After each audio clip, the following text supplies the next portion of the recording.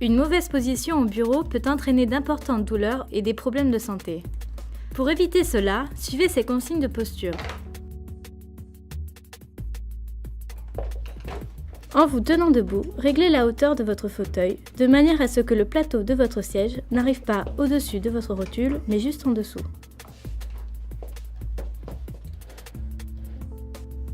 Vos jambes devraient pouvoir faire un angle de 90 degrés et ainsi avoir vos pieds posés fermement sur le sol.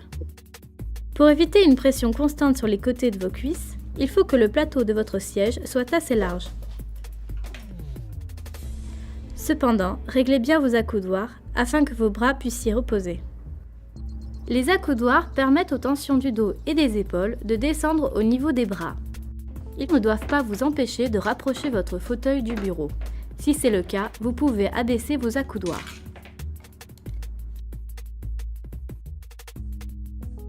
Évitez toute tension dans le coude en allongeant vos avant-bras confortablement sur le bureau.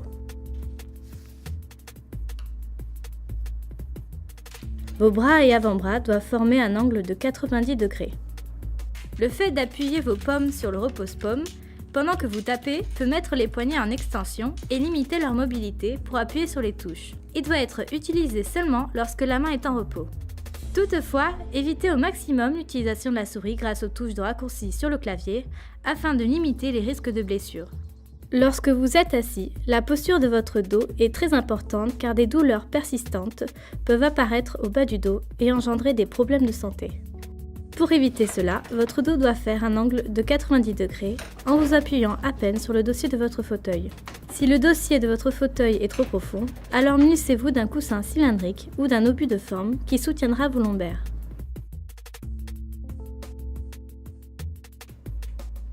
Une mauvaise organisation de votre bureau augmentera le stress et embrouillera vos pensées. Pour cela, apprenez à gérer le rangement de votre bureau quotidiennement en respectant ce système de cercle. La zone de travail habituelle doit être recouverte d'objets souvent utilisés comme le clavier et la souris. La zone de travail occasionnelle ne doit comporter que des feuilles ou des fichiers. La surface hors de l'aire de travail doit comporter des objets peu utiles, tels que la tasse à café pour éviter un accident. Étendez le bras droit devant vous et si votre main touche le moniteur, c'est qu'il est trop près. Il est généralement préférable d'éloigner le moniteur le plus possible. Si vous utilisez le porte-documents, il doit être placé entre le clavier et le moniteur.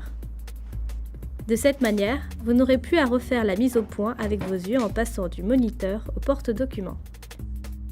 Pour éviter d'avoir la nuque en flexion, n'hésitez pas à surélever votre moniteur.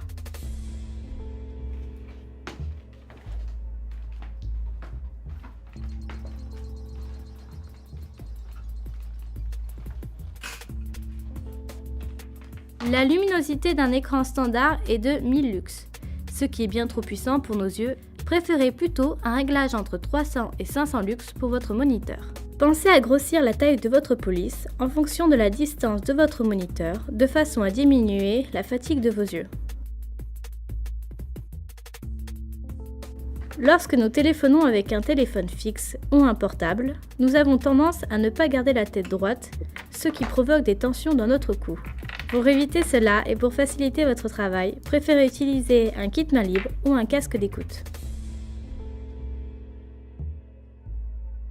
Si vous utilisez un ordinateur portable, préférez rajouter des périphériques externes comme un clavier, une souris ou une station d'accueil pour limiter le stress sur vos poignets.